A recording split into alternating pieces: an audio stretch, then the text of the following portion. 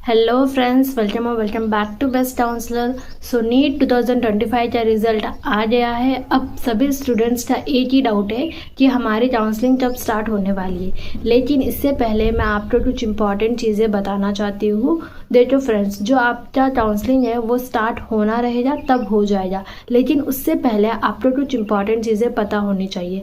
जैसे कि आपकी काउंसलिंग कितने टाइप्स की है, किस कोर्स में एंट्री लेने के लिए कौन से काउंसलिंग में पार्टिसिपेट करना होगा, काउंसलिंग का प्रोसीजर क्या है, एंड मोस्ट इम्पॉर्टेंट आपकी कैसी कैसी डेट्स होती है। क्योंकि फ्रेंड्स, हर चीज़ के लिए आपको एक डेट अलॉट की जाती है एंड उसी टाइम पीरियड के अंदर आपको वो एक्टिविटी करनी है।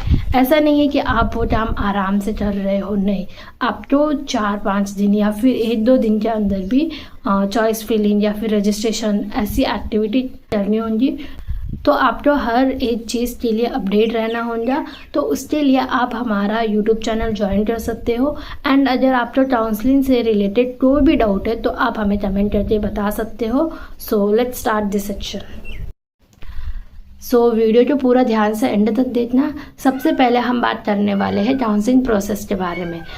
मैं आपको एक बार मोटा मोटा ऊपर से बता देती हूँ कि आपकी काउंसलिंग प्रोसेस किस तरीके से होती है।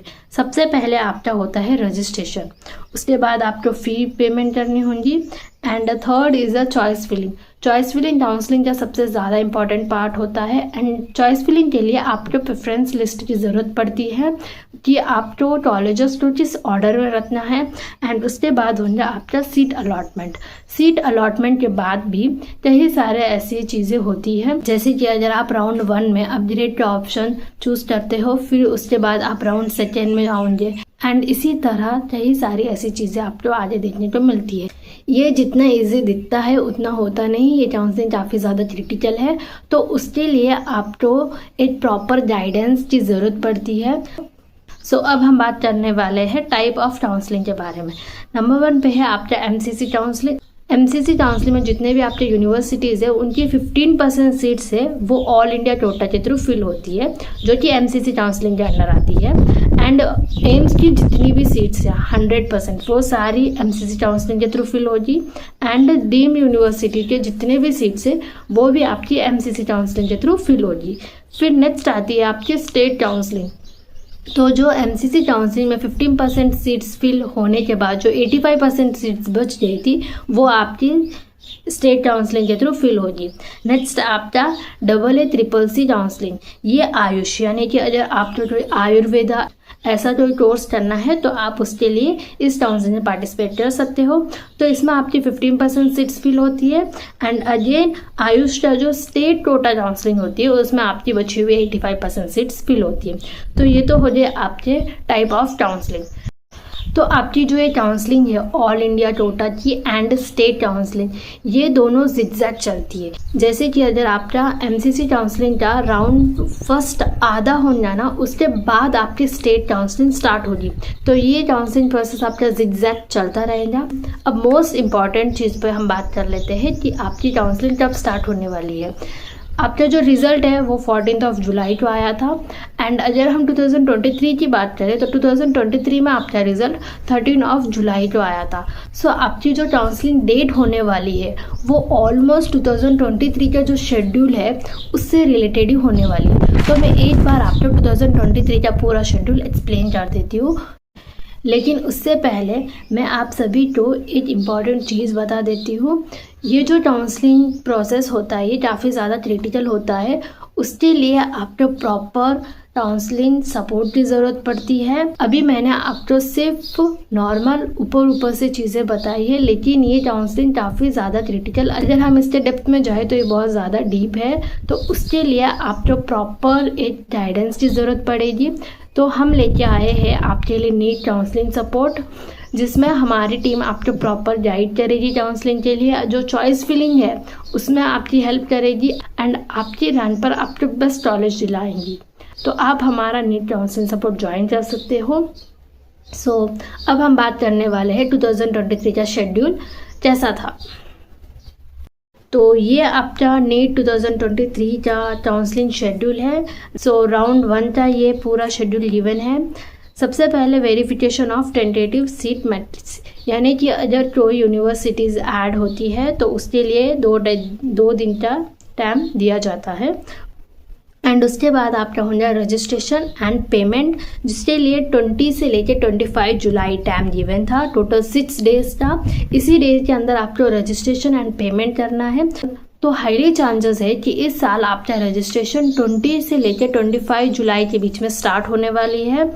एंड उसके बाद जो चॉइस फिलिंग है उसके लिए आपका 22 से 26 यानी टोटल 5 दिन का टाइम गिवन था, जिसमें आपको स्टार्टिंग के 3 दिन में चॉइस फिलिंग करनी है एंड जो लास्ट के 2 डेज रहेंगे उसमें आपको लॉट करना है।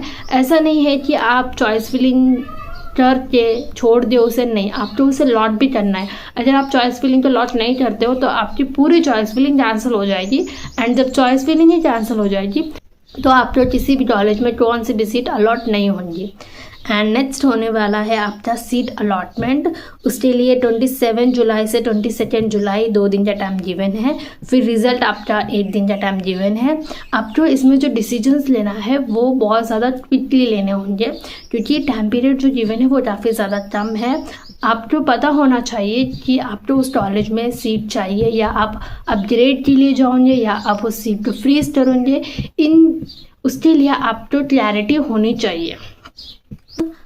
एंड उसके बाद में अपलोडिंग डॉक्यूमेंट्स, उसके लिए आपको 30 जुलाई यानी सिर्फ 1 दिन का टाइम गिवन है। आपको उसी दिन आपके डॉक्यूमेंट्स अपलोड करने हैं।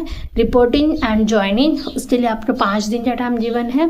एंड फिर वेरिफिकेशन ऑफ डॉक्यूमेंट्स, यानी कि जो लास्ट आपका वेरिफिकेशन होना डॉक्यूमेंट्स का ऑफलाइन, उसके लिए आपको 2 दिन गिवन है। अब हम राउंड सेकेंड की बात करते हैं। राउंड सेकेंड का जो रजिस्ट्रेशन है वो 9 जुलाई से लेकर 14 जुलाई के बीच में अगेन 6 दिन का टाइम पीरियड गिवन था।